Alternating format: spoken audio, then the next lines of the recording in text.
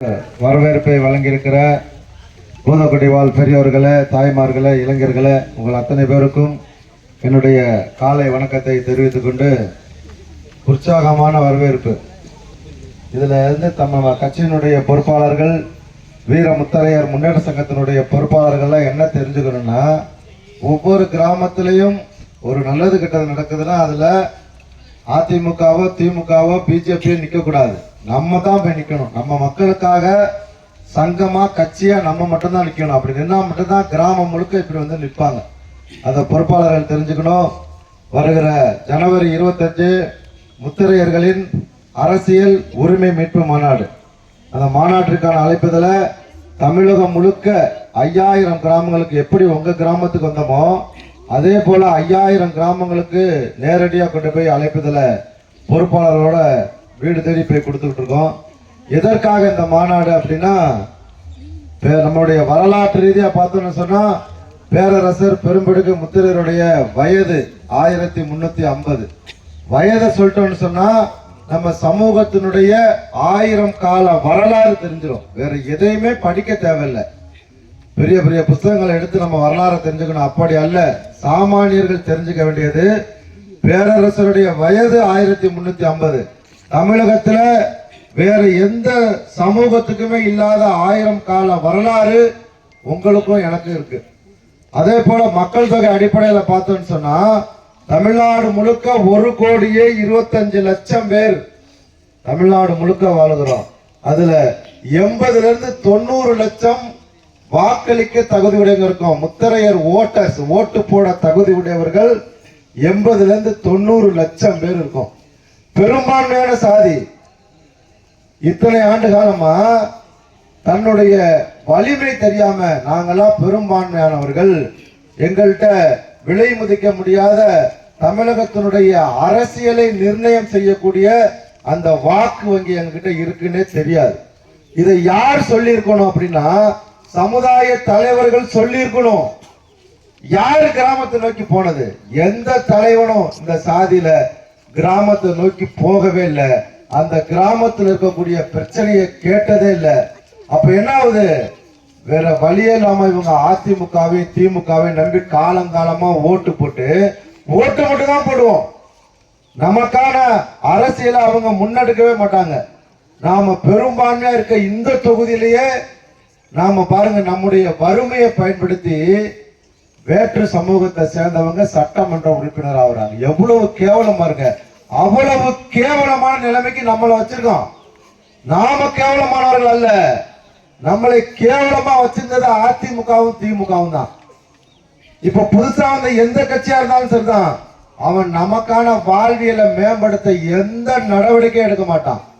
நாம பெரும்பான்மை இருக்க தொகுதியில சிறுபான்மையா இருக்கவங்களை சட்டமன்ற உறுப்பினரா, பாராளுமன்ற உறுப்பினரா, இன்னும் சொல்ல போனா உள்ளாட்சி பிரதிநிதியா கூட நாம பெரும்பான்மையா இருக்க இடத்துல சிறுபான்மையருக்கு வாய்ப்பு கொடுக்குறாங்க. அதிமுக திமுக பஞ்சாயத்து தலைவர் ஆயிக்கோ, ஒன்றிய கவுன்சிலர் ஆயிக்கோ, நாம பெரும்பான்மையா இருக்க இடத்துல சிறுபான்மை சமூகத்துக்கு அவங்க வாய்ப்பு கொடுக்குறாங்க.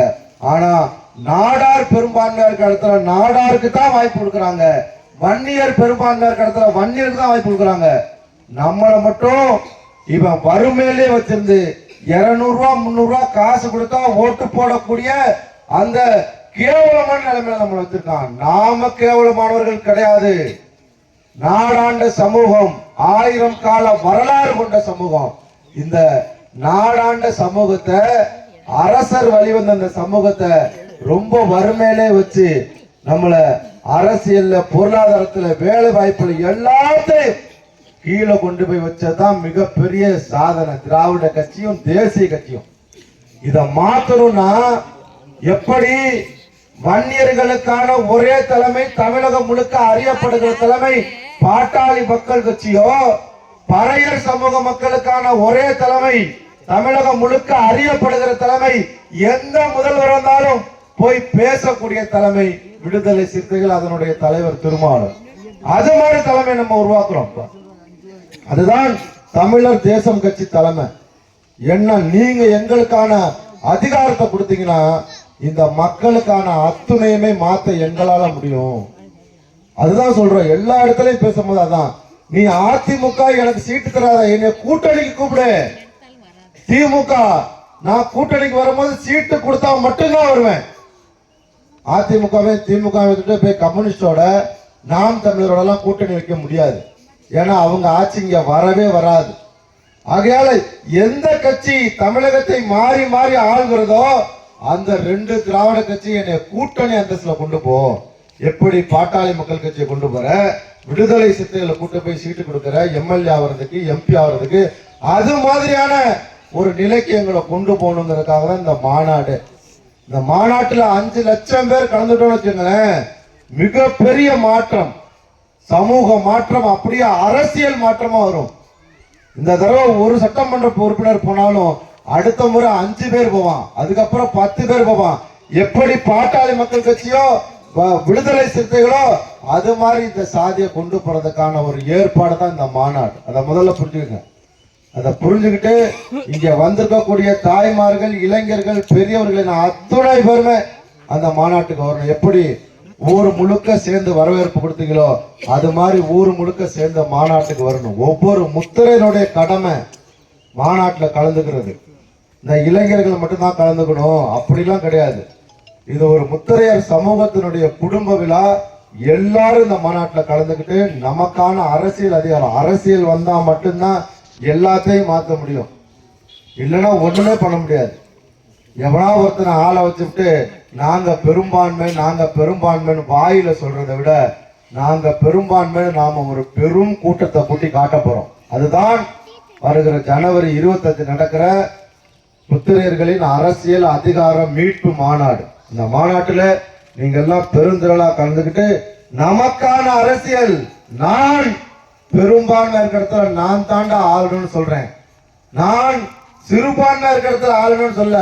நான் பெரும்பான்மை ஒரு கிராமத்துல இருக்கிற நான் தாண்டா பஞ்சாயத்து தலைவர் ஆகணும், நான் தாண்டா ஒன்றிய கவுன்சிலர் ஆகணும், நான் தாண்டா மாவட்ட கவுன்சிலர் ஆகணும்னு சொல்றேன். இது தப்பே கிடையாது. ஆனா இத்தனை ஆண்டுகளமா நம்மளை ஏமாத்திக்கிட்டு இருக்காங்க. அதெல்லாம் முறியடிக்கணும். நாம ஒரு பெரும் கூட்டம் கூடணும். எவெல்லாம் நாட்டுல பெரும் கூட்டத்தை கூட்டுறானோ அவனை பார்த்து தான் அதிமுக, திமுக, பிஜேபி, காங்கிரஸ் எல்லாம் பயப்படுறான்.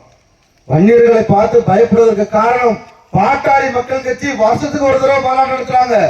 சித்திரை முடிஞ்சளவு பெருவிழாங்கிற பேர்ல ஒரு 5 லட்சம் பேர் வருஷம் கூடுறாங்க. விடுதலை சிறுத்தைகள் கடைசியா நடத்துற மகளிர் மாநாட்டுல 7 லட்சம் மகளிர் கலந்துருக்காங்க. அப்ப யாரை பார்த்து பயப்படுவான்? எவனா கும்பலை கூட்டாலும் அவனை பார்த்தா பயப்படுறான். நம்ம கிட்ட பெரும் கூட்டம் இருக்கு. அந்த கூட்டத்தை கூட்டுறதுக்கு இத்தனை நாள் ஆளே கிடையாது, இனிமேலும் கிடையாது. தமிழர் தேசம் கட்சி, வீர முத்திரையர் முன்னேற்ற சங்கத்தை தவிர வேற எவனாலே கூட்டத்தை கூட்ட முடியாது. தேர்தல் நேரத்தில் வருவான், பேசுவான், காணா போயிருவான். நம்ம அப்படி கிடையாது. உங்களுடைய கஷ்ட நஷ்டம் அத்தனையும் நம்ம தம்பிங்க நிற்பாங்க. இந்த தொகுதியில் இருக்கக்கூடிய தம்பிகள் மாவட்ட செயலாளர் இருந்தாலும் சரி, தம்பி மாநில பொறுப்பில் இருக்கான், பூமி யாரா இருந்தாலும் சரி, ஒரு பிரச்சனை கேள்விப்பட்டா அடுத்த நிமிஷம் அங்க நிற்பாங்க. அந்த பிரச்சனைக்கு தீர்வு எவன் வேணா ஆட்சி ஆளட்டும், நாம பெரும்பான்மை இருக்கிற இடத்துல நமக்கான அரசியலை நாம முன்னெடுக்கணும்.